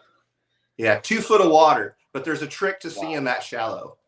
So when you're that shallow, you really got to bring your range in. You know, don't have that thing shooting out there at 70 foot when you're in 2 foot of water. Bring that range in to 30 foot, and you know, make sure that pinging slowed down to 2. And then, man, the most important part on that is you cannot have any other graph on. You know, you can't have your trolling motor pinging. You can't have the back graph pinging. When you get that shallow, you start getting echoes. Things start bouncing around, and your 360 will pick that up, and you will have wagon wheel for sure. So, but yeah, man, I see in 2 foot of water all the time. Wow. You just got to adjust for it. Have you tried 2 foot of water and not getting it, or? I don't have 360. Oh, you don't have 360. I have. Oh, that's right. I have a Garmin. Hey, we all have our faults. Don't beat yourself up.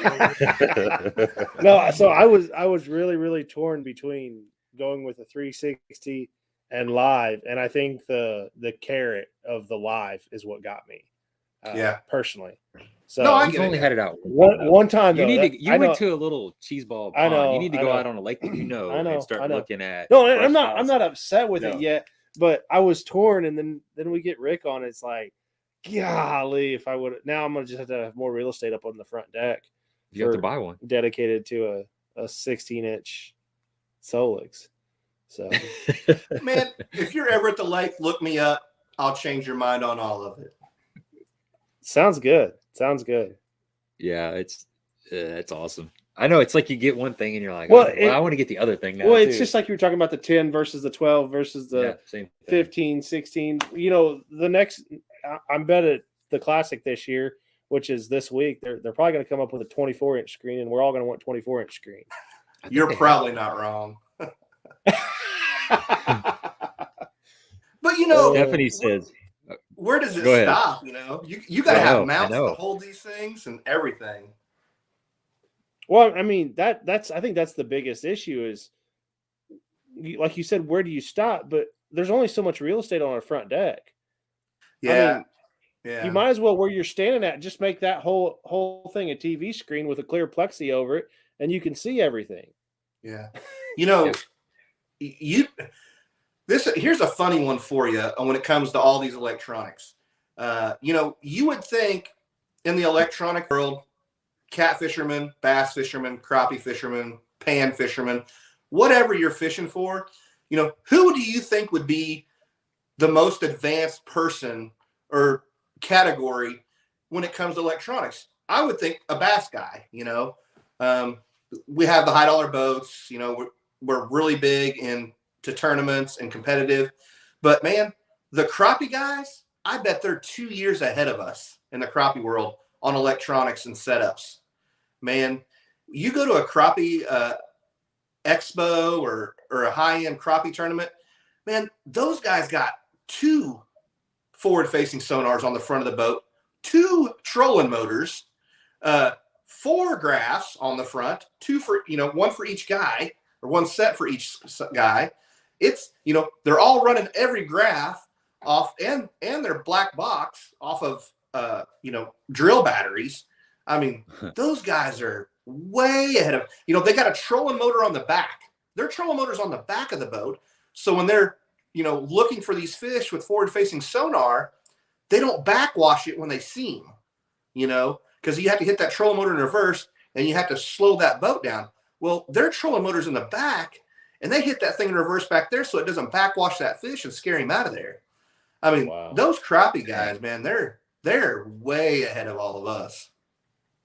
So you're saying we're not crazy? No. Not the word I would use. But I think what's next, okay, 2 things I think what's next is a 360 live, right? You know, and a some sort of projector that can project the image that you're seeing on your graph at face level while you're standing up. So it's like a kind of like a hologram, right there of your graph. You're so your giving away- neck's not jacked up. You don't have this big old stand that you can't cast over. You know, you You're break your giving away rod. billion-dollar ideas. I'm just telling you, it's gonna happen. It just makes too much sense. Oh man, yeah. I mean, we've all got wild ideas that we think are coming too. I think, you know, the next thing we'll see, and I have no insight on this, I think we'll start seeing voice activation stuff. You know, how many times, you know, hey Siri, hey Alexa. I think it's coming where it's hey trolling motor, hey talons. You know, I think that's gain 82%, gain 70%. Right, my man, that's right. Never have to take your hand off that rod. You know, instead of pushing buttons, you're telling it what to do. But I mean, it's endless possibilities. The sky's the limit with this stuff. You know, I could see that happening. I mean, they could do that right now. I'm sure if they just want to the technology is there. Yeah, you might. It's just what you know. We found over the last 5 to 10 years that expense does not matter to fishermen. No, it's a drug. You'll spend whatever it takes to get it. You know, and it does. Like you're exactly right. It is a drug because we'll spend whatever we have. You'll spend your last penny to get Mega 360 or Mega Live. That's a fact, man. Just to go win a $100 derby this weekend. Yeah, I'll spend $1,000 to go win 100. That's right. Yep. It's because we love it. As long as I win. Exactly. Yeah. Exactly. And if you don't, everything's for sale at the boat ramp. I promise. Yeah, that's a typical week for me. Jim wants to know what an average day catch for walleye at Lake of the Ozarks is. Man, I don't guide on Lake of the Ozarks. I guide over at Stockton for walleye. I think an average day for walleye at Lake of the Ozarks would be one every month. Really? If he was trying to concentrate. If he was trying to concentrate on them, I would say that, except for the fact in probably April. Walleye do a certain thing on any body of water. They gang up in certain spots, the end of March and first part of April. And I'm sure if a guy spent some time, he could catch one a day over there if he was trying hard. Okay. But Stockton, I have a lot of 20 fish days at Stockton. 20 walleye days. Yeah. Wow. What did you say average size of the fish are? What's that? What's the average size walleye over there? Man, I would say the average size is 18 to 20 inches. That's good. A keeper's 15. They have a healthy population over there. You know, we catch a 6 to 8 pounder out of my boat once a month over there. And that's a big one, you know, but that lake's healthy with them. Pomme's got a good population of walleye also. They're a little bit harder to concentrate on. Water's not as clear.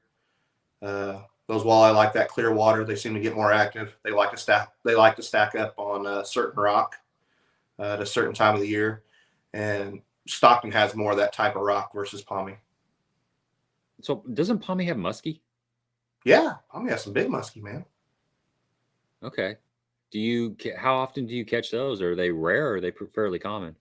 You know, trying to catch them in October, I think you could catch one every day if you tried. And that's a fish of every 10,000 casts. Then in October over there, them things are biting. They're feeding up for the winter. And, it seems like everybody in a tournament over there at Pomme, at least half the field will catch a walleye a muskie that day, you know, in October over there. But other than that, man, it's not real common, you know, but they do have them. And there's guys out there fishing for them every day. You know, Coach's Guide Service. He's a guide over there and he fishes for them. He told me his average is, 1 to 2 a week and he guides every day. Okay. So they're hard to come by then. Yeah. I mean, we have a lake here locally. We have a lake locally called Kincaid. It's in southern Illinois. That's got a pretty healthy population of muskie. Yeah. Yeah. Do you catch very many out of there? Not the muskie guys. but the bass guys, kind of like you were saying, they catch a lot more. I mean, we always joked when I fished it a lot, we'd go over there and you'd see the muskie guys in the spring of the year going around. And you ask them, well, we saw 3 today and it was a good day. It's like, well, we caught 4, and jerked it away from 4 more so they wouldn't tear up a spinnerbait or whatever. So it was like, we always joked the guys should probably go out there and bass fish and you'll catch more muskie doing that. But I guess it's a lot more fun throwing a giant bait and hoping one comes up and looks at it. So yeah, they're always talking about follows. They do. We had 2 follows today, or I've heard the same. I've heard the same before too. I live actually. My front yard is Fellows Lake. I live here north of Springfield, and Fellows Lakes. I think that's where the state record came from, muskie, and it's just right here in my front yard. But it's got a healthy population of muskie in it. I haven't heard of Fellows Lake. Yeah, it's a Springfield water supply. Is that a public lake? It is. Okay. 40 horsepower limit. Okay, nice. Can you idle there at least? No. 40 horsepower. You can't get on it. No. Gotcha. That's how all of our Southern Illinois lakes are. It's 10 horse or less. A lot of them are. So, which is nice. You don't get the jet skis and you don't get the pleasure boaters out there. For sure. For sure. Check these comments here real quick. And I had an excellent question for you, and I totally lost it. I tell you, the one thing that when I was playing with the 360 last year, I guess it was, the fact that your waypoints show up on your 360 as you're coming through, is that right? So if you're coming up on one of your waypoints, it shows up. That's pretty sweet. Like there's that brush pile right there. There's your shell bed that's marked out there. And it shows that pin on there. Yeah, it throws that waypoint on the 360. So, you're going down through there. Your waypoint shows up at 2 o'clock. You're throwing at 2 o'clock, Right. And that's a really cool feature that the Humminbird Mega 360 has. Now, you do have to have an external puck to an external heading sensor to make that feature work. Okay. You just can't have a 360 and make that work. You have to have an external puck to make that work. So now, forgive me because I'm a Lowrance guy when it comes to my graphs. Again, everybody has their faults, right? Is that correct? Similar to the 0.1, your heading sensor for Humminbird? What's that? 0.1 is the heading sensor for Lowrance. Is that heading sensor the same as that for Garmin? It's a external puck that's just a compass for Humminbird. Yep, for Humminbird. Yes, yeah, same. Can you use that on your Minn Kota Ultrex? Can you use your heading sensor there as that? You can. Awesome. A lot of guys don't know that you can, but it has to be in the system. It has to be linked through the system there for, the One Boat Network system. Okay. So if it's tied in, if your trolling motor's tied in through the system, it'll work. That's awesome. Did you find that question? I seen that guy had he has a voice activated sonar. Yeah. It says fishy, fishy, fishy. I like that. He says here, fishy, fishy, fishy. If I remember right, he's still in that from Bert and Ernie off Sesame Street. Yeah, that's a good skit.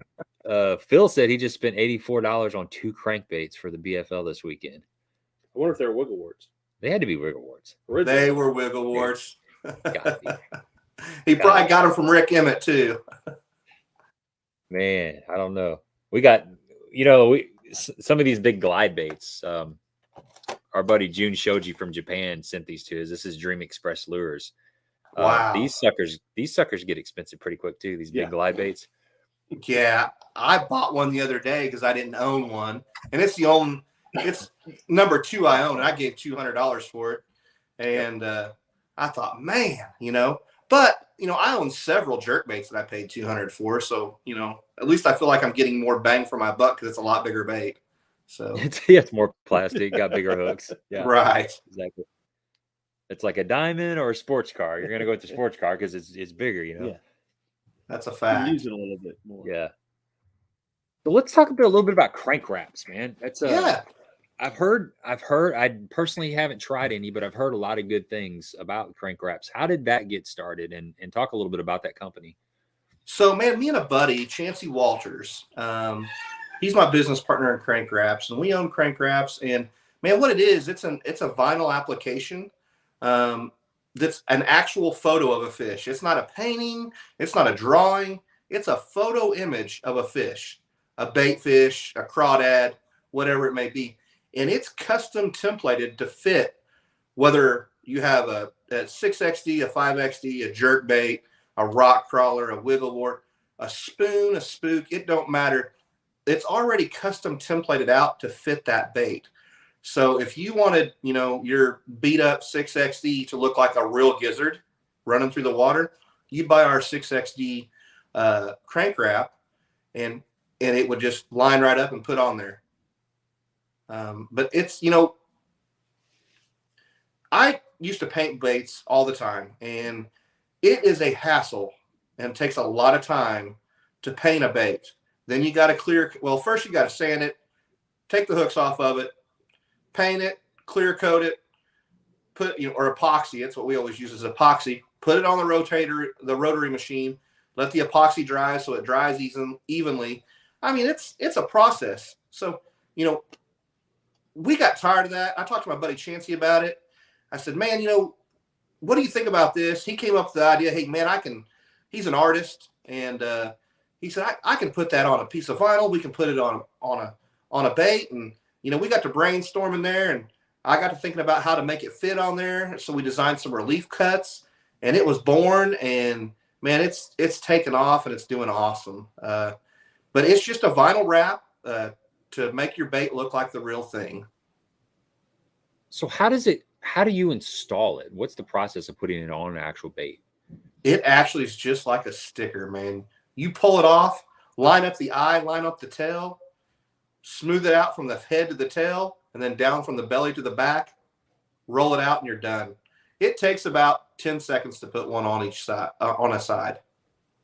Wow. That's cool, man. Now, so they are specific for rock crawler 6XD. Yeah. Custom templated to already fit. Yeah. Okay. Yeah. Now, don't get me wrong. We have 180 different colors and sizes, but it's vinyl. I mean, you can trim it to fit anything you want. You can take a little heat, stretch it out, you can do it really is endless possibilities with it. So is it make similar it fit material to the car vinyl wraps? It's similar. We use something a little bit different. We use material that has air release in it. So the glue doesn't get activated until it hits the air. And then it has air release chambers in it. So when you're smoothing it out, you don't get a bubble. It'll push, that air will follow that channel all the way out. So it's not the same as what you use on a car, but it's the same idea.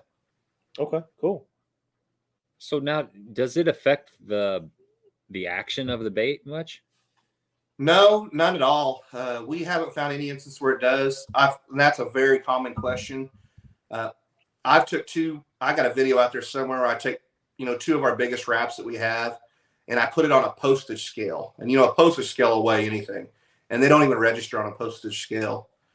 But they're so micro, it's so micro thin that it would never affect the action. But, we felt like, what about those jerk baits that, are already tuned, come out of the package to suspend?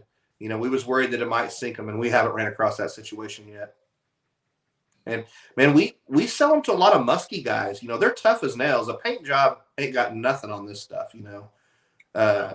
They toothy critters. I don't throw nothing but a crank wrap when I'm walleye fishing on a jerk bait. We have a yellow one that they just can't stand, and it's called Witchcraft.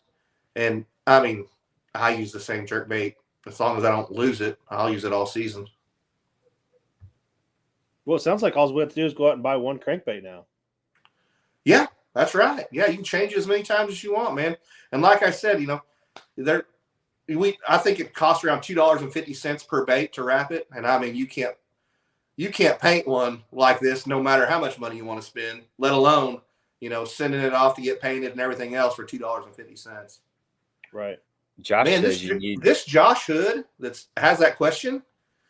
So we're working with a really high-end guy that's a pro that already came up with that idea, and you'll see it come out. I don't want to give it away just yet, but cool. Josh Hood there with that question. You need a weighted crank wrap for jerk baits. We already got a guy on tour that came up with that idea that we're working with right now to make something like that happen. I don't want to give it away though. You heard it right here first. Yeah, you did hear it right here. Hey, I've been in the game, the crank wraps game now. We've had the company for, we went to ICAST with it in 2018, I think. So 5 years. We filed our first patent in 2013. So we've had it for a long time and just never went public with it. We was just using it for ourselves. But we've had it all this time. And this pro came to me with this question 3 months ago. And now Josh has already came up with the question. So genius idea. How we missed it, I'll never know. Well, I was thinking about this today. This kind of ties into the forward-facing sonar stuff and developing some sort of paint or actually figuring out which paints, which metals show up better on forward-facing sonar. And I mean, this is I'm sure everybody's out there trying to figure that out. But if you had some kind of crank wrap that had the right kind of reflectivity in it that would pick up on the forward-facing sonar, I mean, that'd be pretty sweet too. We're working on that also. It's a metallic wrap that we're working on. We're working with a company called Avery Dennison, and they supply the vinyl, and we're working with them on coming up with a metallic wrap. So not only would you just see your bait out there a flash every once in a while, we're trying to make that thing glow, when you're forward-facing sonar, where it really stands out, and we've been working on that now for 6 months or so. So with that in mind, what makes a bait glow more than another bait on your forward facing? Man, we've noticed that, if you've crappie fished much with it, man, you'll see the metal more, like a jig head, a crappie jig. A lot of times it'll look like two baits on there when actually you're just seeing the head, and then you start picking up the body. You get a bigger bait on there, like a swim bait. It'll look like two baits chasing each other through the water. And what you're seeing is that big clump of lead in the front of that head, and then you see the body behind it. So, and it's usually that second return, that body is a smaller, light, fainter return. So it's the metal, the lead is what's showing that big return. And that's why we're trying to get a metallic wrap to work on that. The problem with the metallic wrap is we haven't kicked it out yet because we're not there yet, but man, it does have some weight to it. Of course, metallic, Yeah. And that does affect the action. So we're tweaking with it, trying to make it happen, because we know there's if we could ever figure that out where your bait's going to glow on that forward facing sonar, it's going to be the meal ticket. Right. Yeah, Phil, that's a great idea. I mean, you got a box full of crankbaits that you don't like any of the colors or Rick was saying, they're beat up. Just I was thinking, which ones are on clearance? It's always the ones that we don't like. Yeah. So buy your baits on clearance and then order some crank wraps. Yeah, no, that's right. So you go to the bargain bin. Who cares what they look like? You're going to make them real anyway, So exactly. Scoop them up and go. But we've learned it. There's so many different applications for it. We put them on our spinnerbait blades. And I mean, it's, a colored blade is a big thing in off-colored water. And you got to really mess with the blade to get it to hold paint. But, we put a white crappie wrap on a spinnerbait blade, and it stands out. It gets their attention. And half the battle is the fisherman, You got to catch the fisherman. If it looks good to me, I'm going to throw it. If it looks bad, I'm not throwing it, man. So it's a little bit of a confidence builder there too. Good looking bait. I'm going to have confidence in it. Yeah, exactly. I agree with that 100%. And then you just have one good day on that bait, and then your confidence is sealed. That's right, man. That is right. Question I was going to ask you, and then I'll ask you another question right after this is, the relationship between crappie and bass. I know you fished for a lot of them. Do you see, like, are there some days when the crappie aren't biting and the bass are, or the bass are biting and the crappie aren't, or just any kind of things that you've picked up through your years of experience? And I guess another kind of tying in the forward facing sonar too with that, are you seeing bass feeding on crappie a lot? You know, I wouldn't say that I'm seeing that any. We do know that they feed on them. I mean, there's no doubt a bass is a predator, and they'll feed on anything, even each other, you know, if the mood's right.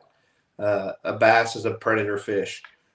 You know, I had a guy tell me today, he said, there's so many crappie in this brush pile I'm fishing. You know, a buddy of mine that's pre-fishing for us. He said, I think they're eating all the bass. And I had never heard anybody thinks that crappie are eating the bass, but that's a big crappie. That's some big crappie, man. But, you know, I haven't seen any of that activity on forward-facing sonar where I thought the crappie were eating, or where the bass were eating the crappie. Now, I have seen muskie chasing crappie on my forward-facing sonar. I have seen that a couple times now. And unfortunately, you know, I'm trying to get where I have a camera rolling all the time like you do. You said, you know, you always have something rolling. But I wished I would have had that rolling at that time because it was really cool to chase and watch that. And I was too awestruck to even think about grabbing the phone or the GoPro. And Kaiser knows what's up. We have a jerkbait called Fishback Attack, and it's our #1 seller because it's the #1 big bass catcher. But I'll look at but that. yeah, sure. I haven't seen any of that on forward-facing sonar where the bass are chasing crappie yet. Not that I could recognize. Okay, so I seen one of the times that I was out, I was looking at a little ball of crappie out there. We're gonna go with crappie. Maybe they were gizzard shad. We haven't verified that yet, but and you see these little, you'll see something lurking kind of in there, like something bigger. I mean, you see that a lot. You see like kind of predator fish kind of cruise into the screen. And, you know, that's a big old bass strutting through the middle of them, you know. But, that's what I was thinking. That's what I was thinking. Yeah. You know, he's just puffing his chest up and going through there, letting them know what's up. I would do the same thing probably too. You know, if I was bigger than everybody else in the room, I'm gonna puff up and walk through there. But yeah, I've definitely seen a bigger fish. You know, but like I said, I never thought that I seen them chasing, or they just, like you said, they just kind of lurk through there. You know, just go through the middle of them and go on. Yeah. Well, have you ever seen a Sasquatch while you're out fishing all by yourself? You got any Sasquatch stories or anything like that? Man, now I'm not a Sasquatch believer or a Sasquatch chaser, but like I said, I live at Fellows Lake here, Springfield, Missouri, and my front yard is a 3,000 acre refuge. So this is a little bit of a story, and I'm going to give you the short version. That 3,000 acre refuge doesn't have a house, doesn't have nothing on it. It's a lake and woods. The neighbor lady over here beside me, she is a Sasquatch hunter. She claimed that she had seen a Sasquatch around our neighborhood, got the Discovery Channel out here north of Springfield, Missouri. And they did that. Man, I can't think of the name of, they call that Sasquatch movie that's on there. I can't remember the name of it. But anyways, we had people out here at night in the woods knocking on trees. I don't know what that's supposed to do, but running lights, had some crazy calls out here, running that thing, and the camera's rolling. Apparently it's aired somewhere on national television. But yeah, we've had a Sasquatch sighting here by the house, and actually had the news team out here. But that's the only Sasquatch story I have. I'm a big hunter. I run trail cameras everywhere. Haven't caught nothing on camera yet. Was it finding Bigfoot maybe? That is what it is. That is what it is. Yeah. So my neighborhood was on finding Bigfoot. Yeah. Finding Bigfoot. I'm gonna have to go back and try to find it. Yeah, That's you go look for it. Yeah, it's our neighborhood fame, you know, that we claim is we got a Sasquatch running around here. So have you ever smelt anything weird late at night? Man, not outside, you know, but well, they don't. It's like I said, it's a running joke, and they think, you know, her big selling point is because we have the big refuge across the street that, you know, it's fenced off, nobody can be in there. that, there's a family of them or something running around over there. And they was trying to call them across out of the sanctuary. I don't know what this tree knocking thing is. I've never watched an episode of it really, but that they were knocking on trees and said that calls them or something funny. But yeah.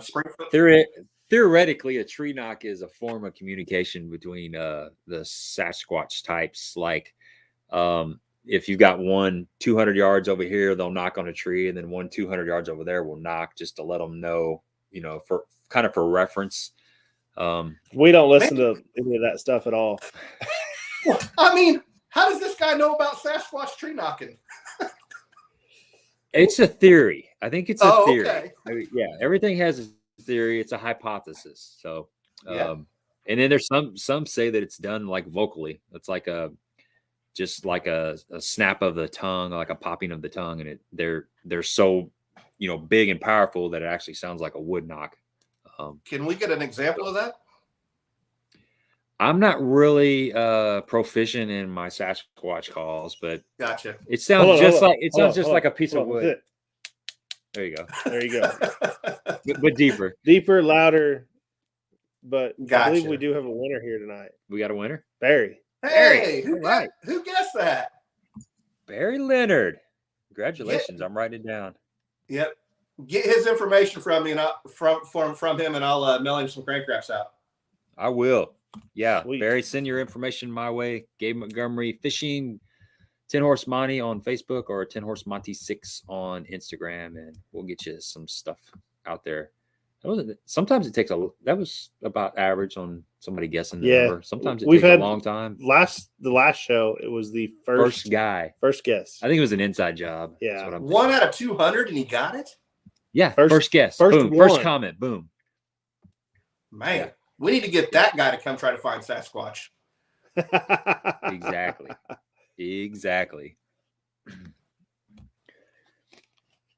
I wonder if I'm guessing.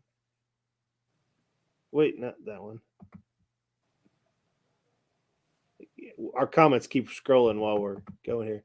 But I see Andy on here all the time, but I don't ever see Barry. So I assume that they're brothers.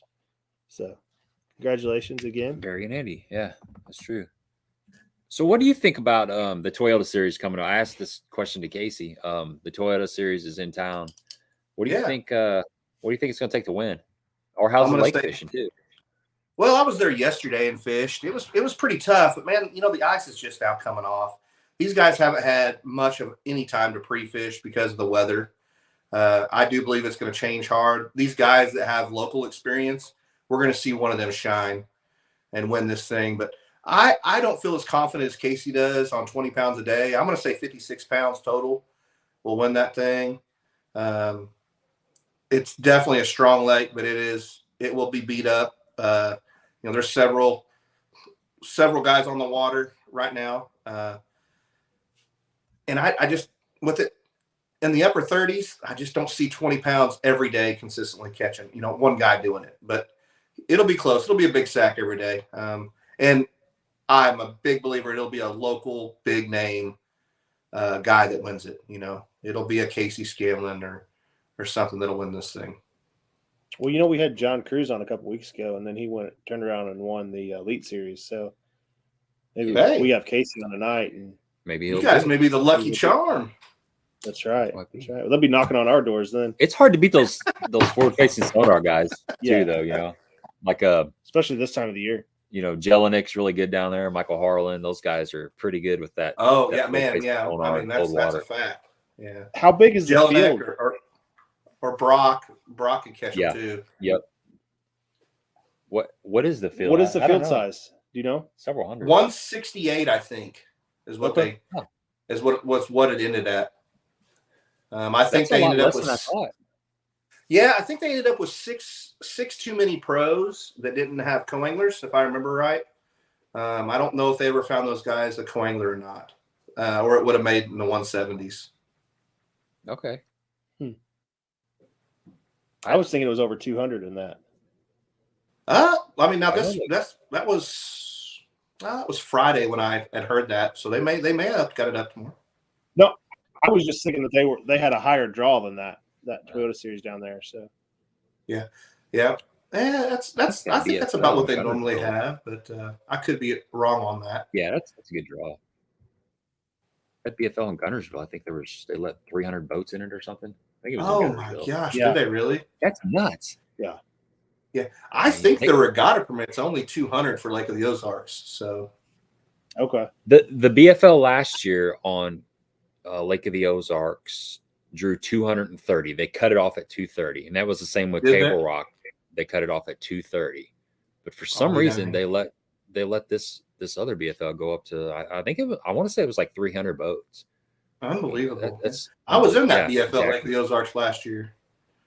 It was Mhm. it was a good tournament, and there was a lot of boats there. So how did you approach that? Because that was crazy. You were talking about the ice is just melting off this year. Yeah, That last year there was a lot of ice on Lake of the Ozarks. yeah, there was, man. It was froze up for a long time, and I'm talking about the 2-day Super BFL. You're probably talking about the one that was on there earlier in the year. Yeah, I was talking about the March one. So you're talking about the Super Tournament. Yeah, Okay. yeah, the Super You had BFL, the You had a top 2-dayer. 10 in that, didn't you? I took 6th in it.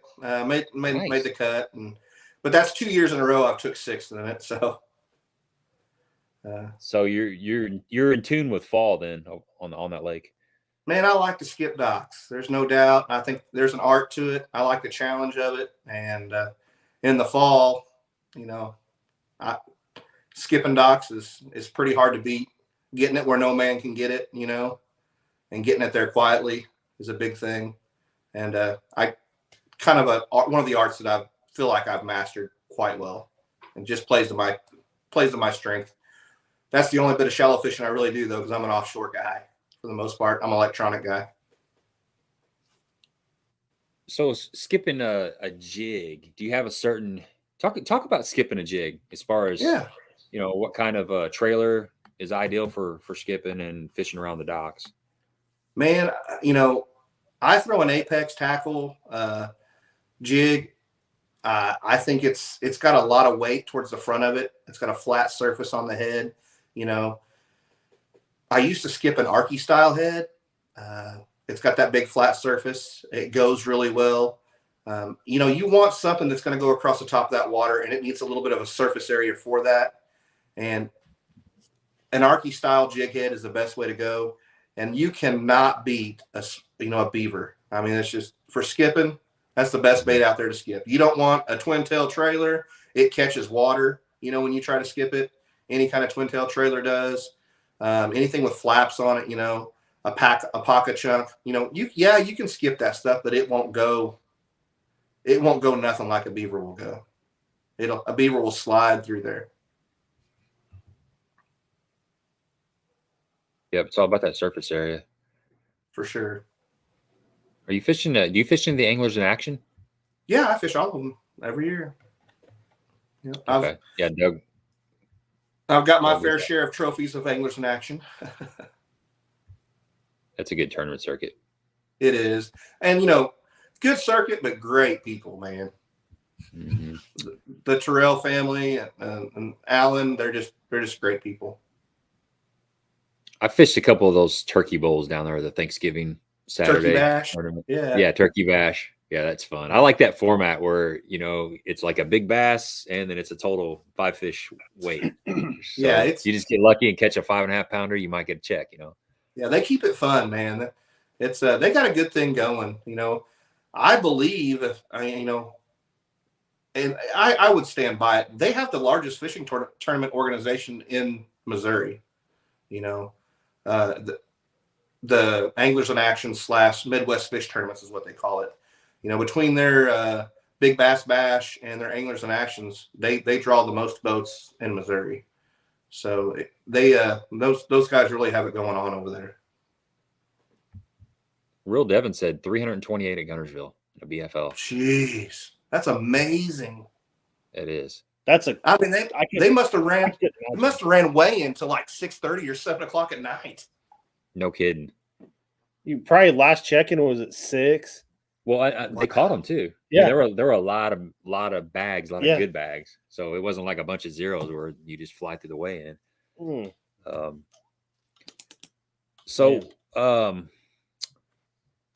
couple more things I wanted to touch on is the Rouge Custom Apparel. Touch on that a little bit. How did that get started as well? So, man, once again, I got my hands in everything. I don't know why I think I need so many irons in one fire. But a buddy of mine, me and Tom Lloyd Jr., we are partnered up in that deal. And, you know, just seeing the need for it. We have so many connections in the fishing world. We're real fortunate on that side of it. We work a lot of shows. We work with a lot of big companies. And got to playing with it one day, seeing if we could build it on Photoshop. Because, you know, we use Photoshop in the crank wraps world on how to build different wraps, you know, different images and stuff like that. And Tom said, well, heck, that's just a template. You know, all you got to do is throw logos on it. I said, well, let's play with it and see what happens. And next thing you know, we're building our own jerseys. And, you know, we made a connection with a company that does dye sublimation, because that's what we use. You know, this isn't screen printing, it's dye sublimation. It actually is in the material. It's not sprayed on there. And we found a company that could work with us on that. We started building a few, and next thing you know, all of our friends wanted them. Next thing you know, some of the bigger connections we have, they start ordering a couple hundred at a time, and man, it's just blowed up. And we have our own flair to it. You know, I want to say it's kind of edgy as far as the look goes. Our backgrounds aren't the normal backgrounds for the most part. We'll build anything, don't get me wrong, but you know, if you go on our website, we don't have just your normal black and white, so to say, backgrounds. We try to keep it fresh and kind of a new age look. What is that website, Rick? RougeCustomApparel.com. Awesome. Gotcha. Yeah. So is it like 50 SPF? What kind of materials do you have? A couple different materials that you offer? Or? Yeah, we have several different materials we offer, and it is like an SPF material. But you know, it's the normal jersey stuff. But you know, our number one seller that we've got into is we make a waterproof, windproof hoodie, and that you can actually put all your, just like your jersey. You know, we sell you your regular jersey, and then we'll sell you a waterproof, windproof hoodie that you can fish out of in the rain. This still has all your logos on it, you know? That's nice. I like that. You know, because, you know, a lot of these guys are, you know, you're wanting to promote your sponsors, whether it's on your YouTube channel or if it's on, you know, TV. You know, if those guys are wearing a rain jacket, I don't know who he's sponsored by. So we come up with the idea on this waterproof, windproof, and now they're flying their colors, rain or shine, man. That's awesome. I like that a lot. So do you have that waterproof, windproof in a sun shirt type hoodie, or is it a thicker type hoodie? It's a thicker type hoodie, but it's not an insulated type hoodie. Okay. You know, but it's not a rain. It's not like it's a vinyl. It is a material. You know, it's not a old school plastic vinyl feeling style rain gear. It's material, man. But once again, it's dye. It's dye sublimation. Trying to lose weight. right. But yeah, it's been a great journey. We're real fortunate on that side of things, man. So you got crank wraps, you got Rouge Custom Apparel, you got the Graph Masters, you're guiding, and there is another business that you're involved in. You're a busy guy, aren't you? Yeah, I do. Yeah, and on top of doing, you know, electronic training, my main business, I own a commercial hood cleaning company. We're in 6 states. It's ridiculous. One that I don't advertise is we run a few social media sites for a couple of really large companies, and it keeps us really busy also. So a lot going on, man. Like I said, a lot of irons in the fire. I ain't turned the TV on and I don't know how long. Yeah, that's a good thing. You're not missing anything. Yeah, Billy, the Warrior William tournament at Lake of the Ozarks. This is the second year they're going to do it. It's for a good cause. We'll probably be talking about that as it gets closer. I actually just saw I think Jay Beffa posted something on Facebook about it, and I put it in my phone on the calendar. So I'm going to try to make it happen. I think it's in October sometime. But like I said, as it gets closer, we'll start talking about that a little bit more. Kind of looking here to see when it was. It was October last year. It was a good event too. Good guys, good people, good cause. Yeah, October 8th is what I put in my phone. So yeah, as it gets closer, we'll definitely promote that and try to get as many people down there for fifth year. I'm sorry, I thought it was the first year, second year. See, I'm behind the ball. October 8th. Here he comes. Here he comes. He's on it. Good deal. If somebody's wants to get a hold of you for a class, how do they do that? Man, you can, go to my, several ways. I've got a face. Oh, froze up right here in the last last final hours. Home stretch. I did put all of your stuff in the description box. Get you hooked up. Video. Go to the description box and I have links to all your stuff. Yeah, okay. Description box. So perfect. That is there. Yeah. I guess we're gonna let you go, man. It's been almost 2 hours. It was fun. It was good to meet you. Yeah. Appreciate you. Appreciate you. Go ahead. You boys are ever down my way, look me up. I'll teach you something about 360 and how to catch a Sasquatch. So just come on down. Yeah. I'm gonna get out there and walk around in your woods with a flashlight late one night. Get the police called. You'll probably bump into somebody if you do. So all right, man. We will talk to you later. And once again, appreciate it. And check out Crank Wraps, Rouge Custom Apparel. If you need a guided trip, look him up and he can take care of you. So all right, appreciate you guys. All right, have a good evening.